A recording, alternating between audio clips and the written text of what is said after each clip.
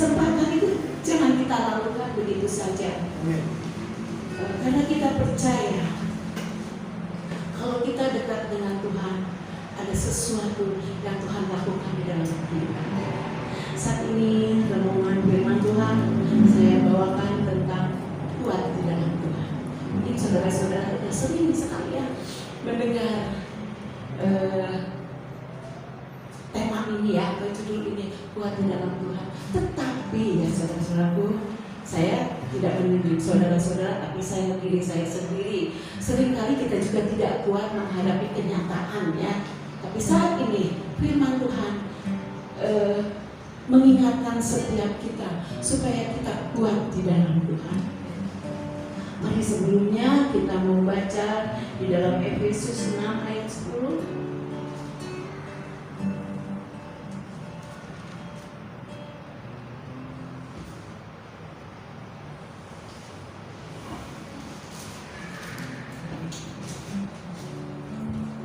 Saya baca ya, Efesus 6 ayat 10. Akhirnya hendaklah kamu kuat di dalam Tuhan, di dalam kekuatan kuasa-Nya. Haleluya ya. Firman Tuhan ini memang begitu pendek ya, tapi artinya begitu dalam. Dikatakan hendaklah kamu kuat di dalam Tuhan. Bagaimana kita bisa kuat kalau kita jauh daripada Tuhan? Kalau kita melihat keadaan situasi saat ini ya, kita tadi sudah berdoa tentang virus corona. Benar saudaraku, karena satu virus corona itu bisa merusak rencana kita. Karena satu corona, ekonomi bisa hancur. Lihat saudara-saudara, kita banyak mendengar ya, pada saat ini dunia sedang digoncang karena satu virus corona. Perusahaan-perusahaan mungkin mereka sedang merancangkan sesuatu, tapi karena ada virus corona ini, mereka akhirnya bakal. Ada juga orang yang merencanakan untuk menikah. Mereka sudah merencanakan untuk beramai-ramai. Mereka mau mengundang si A, si B, si C, akhirnya tidak bisa. Hanya dibatasi 30 orang. Karena hanya satu. Masalahnya satu, virus corona. Banyak gereja-gereja sekarang pada ditutup. Dari gereja yang besar isinya cuma 30. Mungkin aja lebih sedikit ya, lebih sedikit. Itu karena apa? Karena virus corona. Saudara-saudaraku, kita sungguh bersyukur kalau malam ini kita ada, itu karena anugerah Tuhan. Kalau kita sehat, itu juga anugerah Tuhan. Oleh sebab itu kita jangan sia-siakan anugerah pemberian daripada Tuhan. Firman Tuhan sudah mengatakan, hendaklah kamu kuat di dalam Tuhan. Saya banyak mendengar ya, kalau orang jauh daripada Tuhan, hidupnya memang itu sangat beda. Bahkan orang yang di dalam Tuhan dia pernah bercerita kepada saya, aduh liar, hidup benar-benar liar katanya. Saya bilang kenapa liar? Ya gimana sama usaha? Usaha begini susah, begitu susah. Dia dikatakan liar. Saya bilang, apakah kamu pernah datang sama Tuhan secara pribadi supaya kamu gak liar? Saya bilang gitu ya. Katanya cuma begitu aja. Dan ada juga seorang bapak cerita kepada saya, dia hampir-hampir bercerai karena situasi saat ini. Dia tidak tahan menghadapi masalah rumah tangga karena yang diributkan setiap hari uang. Karena masalah satu ini, virus corona ini sungguh-sungguh sudah merusak ekonomi dunia kan. Perusahaan-perusahaan banyak yang menghentikan, itu kan Bapak Medi. Banyak juga yang di PHK. Saya kalau pergi jalan di bawah sama anak saya ke mall, saya suka sedih ya, lihat mall-mall kok pada kosong ya, pada kosong. Gimana mereka hidup mereka ya? Sedang mereka tuh tergantung Mungkin pemilik toko itu ya, gimana dengan anak-anaknya?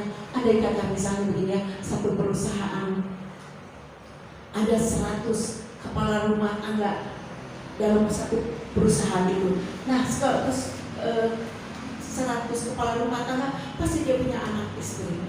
Nah, andai kata 25%-nya mereka yang tidak kerja, bagaimana mereka? Saya suka lihat dulu sedih, tapi saya sendiri tidak bisa membantu. Saya tidak bisa menolong mereka ya. Kalau jalan-jalan, kadang saya suka pergi ke pasar, lihat-lihat di pasar, banyak jongkok-jongkok yang kosongnya, banyak jongkok-jongkok yang kosong. Aduh kesian, kemana mereka? Apa yang mereka cari saat ini ya? Terus kalau enggak saya jalan, terkadang pakai motor hanya sekedar ingin lihat-lihat, beli cilok. Saya lihat, aduh itu gerobaknya masih penuh dengan makanan, dengan cilok itu. Pak beli Pak, padahal saya nggak begitu suka, saya beli kesian. Pak gimana usaha sekarang? Aduh ini bisa lihat sendiri, nggak tahu lah. Katanya baru ini mau di PSBB lagi. Ini saya nggak tahu gimana nih, saya stres.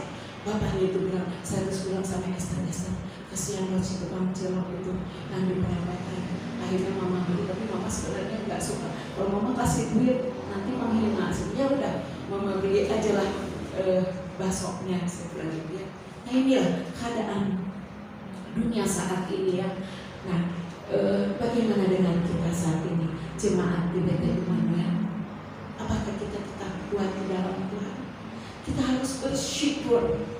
Kalau saat ini gereja kita sudah dibuka, walaupun dibatasi, kita harus bersyukur. Ambil kesempatan itu. Jangan kita sudah gereja dibuka, malas-malasan. Dulu sebelum dibuka, ada jemaat yang bilang, aduh saya rindu sekali ketemu sama jemaat. Saya rindu dengan lagu bersama. Dalam hati sudah saya lihat beberapa bulan ya, kalau saya ini berjalan, mana yang ngomong rindu sama saya, tapi nggak muncul, nggak nongol ya, cuma rindu aja ya. Puji nama Tuhan. Tapi saya bersyukur, saya melihat jemaat di tempat ini ya masih konsisten beribadah, masih juga berdoa. Saya bersyukur karena saya tahu saudara-saudara di tempat ini sudah bertumbuh, makanya saudara-saudara mau datang kepada Tuhan. Puji nama Tuhan, saudaraku. Saya juga merasa bangga ya di dalam kesusahan ekonomi beberapa waktu yang lalu GBT Immanuel mengadakan bakti sosial. Waktu itu memang keadaan sempat lagi corona juga ya. Nah saya juga merasa bangga ya, GBT Immanuel ini punya hati yang kasih. Ada beberapa juga bapak-bapak di tempat ini perusahaannya mereka juga tidak berjalan. Bahkan mereka juga mungkin sampai saat ini menganggur, tapi mereka mau tenaga mereka, pikiran mereka mau bersama-sama membagi kasih. Puji nama Tuhan, itu kemauan Tuhan supaya kita mau membagi kasih kepada saudara-saudara di luar sana, supaya apa? Nama Tuhan dipermuliakan ya. Artinya berarti kita ini kuat. Kalau kita kuat, kita bisa membagi. Amin. Amin. Puji nama Tuhan. Kita mau baca kembali di Efesus 6 ayat 11. Bisa bacakan Bapak Joy? Efesus pasalnya yang ke-6, ayatnya yang ke-11. Kenakanlah seluruh perlengkapan senjata Allah, supaya kamu dapat bertahan melawan tipu muslihat iblis. Puji nama Tuhan ya. Dikatakan kenakanlah seluruh senjata Allah. Senjata Allahnya apa saudara? Senjata Allah kita adalah firman Tuhan. Firman Tuhan ini hidup. Firman Tuhan ini ya dan amin. Saya ingin menyaksikan bagaimana pertolongan Tuhan yang sungguh luar biasa dalam kehidupan saya. Maaf sedikit saya agak cengeng ya. Beberapa minggu yang lalu saya pernah dicek di laboratorium. kolesterolnya tinggi, darahnya tinggi. Nah, itu benar-benar sungguh sangat mengganggu, karena ada asam urat juga sedikit tinggi. Saudara pernah nggak merasakan sakit tapi rombongan? Tahu saudara punya sakit rombongan? Sakitnya waktu itu mana sakit kepala. Kalau darah tinggi rasanya sakit ya kepala ya. Waktu itu 180/100 itu sakit sekali. Terus kalau kolesterol itu bikin kita lemas, semua badan sakit. Lebih-lebih ditambah sakit gigi. Pernah Pak Joy juga bilang, katanya sekarang beda katanya. Karena apa? Dia bisa mengatakan beda begitu sama saya karena dia sering sekali dekat dengan saya. Kita sering kali dengan bertemu. Kalau dengan Bapak Medi mungkin ketemu cuma seminggu sekali. Jadi Pak Medi tidak memperhatikan saya. Kalau Joy dengan Yuli, dia bisa melihat keseharian saya, terutama anak-anak saya. Jadi kalau saya sakit gigi masih bisa bertahan, muka saya beda ya. Kalau sudah tidak tahan, mungkin Pak Joy juga pernah bilang ya Pak Joy, kok jadi beda. Nah itu waktu Pak Joy bilang, tapi saya berusaha tetap tersenyum ya, tetap tersenyum. Itu lagi sakit sekali. Gigi saya itu cuma tinggal sedikit lagi bisa putus gitu, tinggal bisa putus. Tapi karena darah tinggi ini tidak bisa untuk dicabut, karena tekanannya 180/100, 180/110 itu tinggi sekali, jadi nggak bisa. Nah, saya hanya berdoa sama Tuhan, Tuhan mampukan saya. Saya tidak tahu cara Tuhan, tapi cara Tuhan yang tahu bagaimana saya mengatasi semua ini. Nah, puji nama Tuhan, walaupun saya sakit, saya berusaha pada cucu-cucu saya tetap semangat, tetap ceria. Saya nggak mau memperlihatkan kepada cucu-cucu saya kalau saya ini sakit. Apalagi kalau sekarang saya lihat cucu-cucu saya ini bisa berkumpul bertiga ya dalam situasi saat ini ya. Secara pikiran tuh kayaknya nggak mungkin lah kalau mereka bisa datang, khususnya Jubli bisa datang ke Bandung, itu rasanya nggak mungkin. Jadi waktu saya sakit itu saya nggak mau rasakan itu. Tapi kalau misalnya saya sudah rasa tidak kuat, akhirnya saya suka bilang sama Kiki mama sakit atau apa, dia cerita sama Yuni. Mungkin kalau secara manusia mereka anak-anak bosan juga ya mendengar mama ini sakit lagi, tapi itu yang saya rasa ya. Nah, makanya waktu itu saya berdoa sama Tuhan, mampukan saya.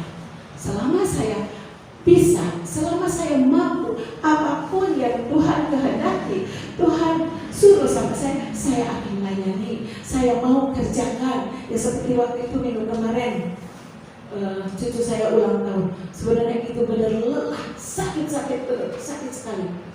Pagi-pagi saya sudah masak. Saya terus terang ya, orangnya tuh nggak mau dibantu sama orang lain. Jadi maunya sendirinya, sok gitu ya, sok. Tapi bukan begitu ya saudara.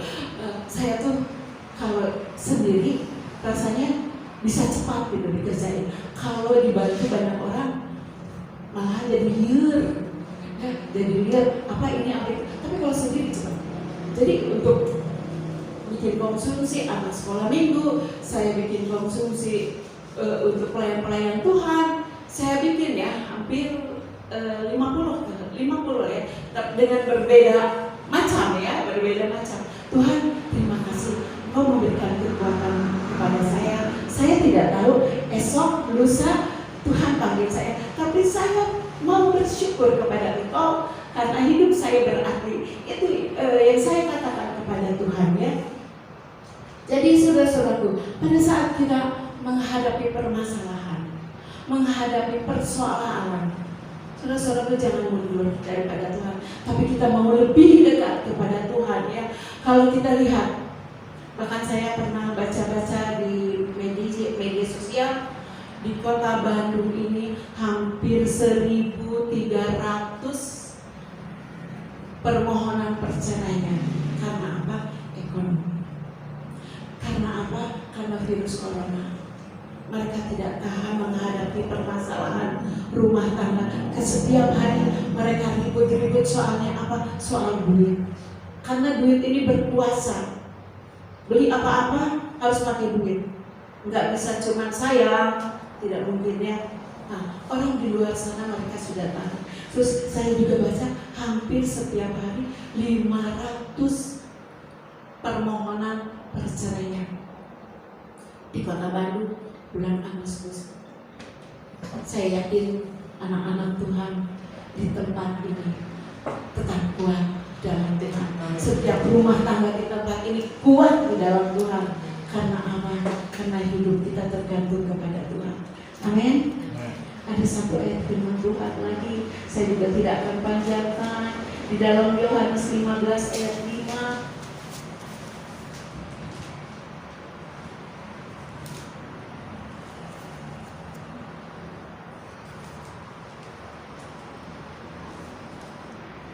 Bisa bacakan Om Joy?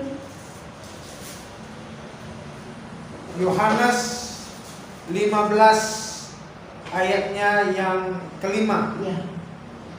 Akulah pokok anggur dan kamulah ranting-rantingnya. Barang siapa tinggal di dalam aku dan aku di dalam dia, ia berbuah banyak. Sebab di luar aku kamu tidak dapat berbuat apa-apa. Haleluya, puji Tuhan. Ini dikatakan, akulah pohon anggur dan kamulah ada ranting-rantingnya. Kita adalah ranting-rantingnya. Tuhan adalah pohon anggur. Kita jangan memakai kemampuan kita sendiri, tapi kita harus mau tergantung kepada Tuhan. Segala permasalahan kita serahkan kepada Tuhan. Segala penyakit apapun kita serahkan kepada Tuhan. Persoalan apapun kita serahkan kepada Tuhan. Bukan berarti kita sudah bergantung sama Tuhan, kita tidak ada permasalahan. Itu ada dalam permasalahan. Seperti saya saat ini, saya juga masih sakit, tapi itu proses. Diproses. Apa kita sabar menghadapi itu? Apa kita tetap tergantung kepada Tuhan? Apa kita tetap beriman kepada Tuhan? Jadi itu kita harus berserah kepada Tuhan, mempercayakan hidup kita kepada Tuhan. Jangan mempercayakan kepada perusahaan yang saat ini mungkin banyak orang yang sekarang stres. Karena apa? Mereka tergantung kepada perusahaan, tergantung kepada usahanya. Pada saat satu corona mulai menggoyangkan dunia, menggoyangkan ekonomi, mereka tidak tahan. Puji nama Tuhan. Biarlah pada malam ini kita bersyukur kepada Tuhan. Kalau kita kuat, bukan karena kekuatan kita, tapi karena kekuatan daripada Tuhan. Ada satu pujian mengatakan, Allah mengerti, Allah peduli. Waktu saya berdoa di kamar, Tuhan sangat tahu permasalahan itu. Kalau secara manusia saya ini tidak kuat, tapi Tuhan mengerti. Allah peduli. Waktu saya sambil menyanyi pelan-pelan, akhirnya saya merasakan kuasa Allah itu turun. Saya merasakan kuasa Allah boleh mengubah pola pikir saya. Mungkin waktu itu saya ingin cepat-cepat sembuh, tapi bukan Tuhan tidak bisa menyembuhkan. Tuhan bisa, Tuhan Allah kita Allah yang dahsyat. Tuhan bisa melakukan segala perkara, tapi Tuhan memproses saya. Tuhan memproses saya terus. Saya menyaksikan satu lagi ya, satu lagi. Saya ingat waktu itu tangan saya ini sakit luar biasa. Ini saya bebas, memang sakit gigi juga iya, sakit kepala iya, tangan iya. Waktu hari Sabtu saya bilang sama Esther, aduh tangan mama sakit sekali. Ini nggak tahu kolesterol, nggak tahu asam urat, pokoknya sakit. Sini mah saya obatin, katanya dikasih Tensopas, Salonpas, kasih Salonpas. Oh saya Esther, mama sendiri. Kenapa mama? Mama nggak mau tergantung sama orang. Selama mama bisa kerjain, mama kerjain sendiri. Akhirnya saya tempel ke sini.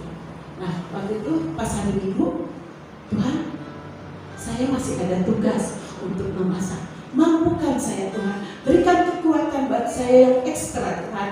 Akhirnya saya bisa mengerjakan itu dengan benar, dengan baik. Dan setelah itu ibadah kedua pas yang pujian Heski. Jadi saya masuk di ibadah kedua.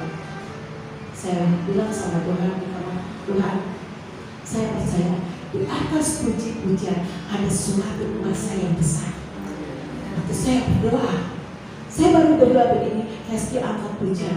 Saya sudah tidak bisa lagi berkata apa-apa, keluar air mata, terus keluar air mata. Saya waktu itu pakai masker ya, saya pakai maskernya aku buka, dilapin air mata. Tuhan terima kasih. Waktu saya mencoba tangan saya untuk kesini, karena saya pegang begini, saya tidak bisa. Kali ini sakit sekali. Ini saya menyembahkan darah Yesus, ada kuasa dalam darah. Saya selalu bilang, oh puji Tuhan. Terus waktu Yeski angkat penyembahan, saya tetap begini. Akhirnya saya turunkan tangan saya dalam nama Yesus. Tangan saya bisa begini. Akhirnya saya pura-pura angkat tangan saya ke belakangin. Sambil tetap saya menyanyi. Akhirnya saya angkat tangan saya ke atas. Tuhan, glory, Engkau sudah menyembuhkan saya. Saya katakan begitu sama Tuhan, saya sudah sembuh Tuhan. Saya sudah sembuh. Karena tangan ini bagi saya sungguh-sungguh dibutuhkan ya. Bukan saya aja, mungkin saudara-saudara sangat membutuhkan. Tangan kaki ya sangat dibutuhkan ya. Jadi saat itu benar-benar saya menyembah dia, mengagungkan Tuhan. Makanya saya bersyukur walaupun suara saya tidak baik ya, apalagi sekarang sudah tua, suara saya berat karena badan saya juga berat, napasnya kurang bisa ya.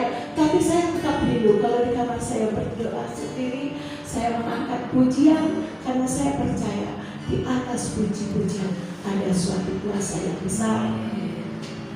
Mari sebab itu saudara-saudaraku, biarlah pada malam ini kita meminta kepada Tuhan kekuatan yang baru. Biar kita serahkan hidup kita ke dalam tangan Tuhan.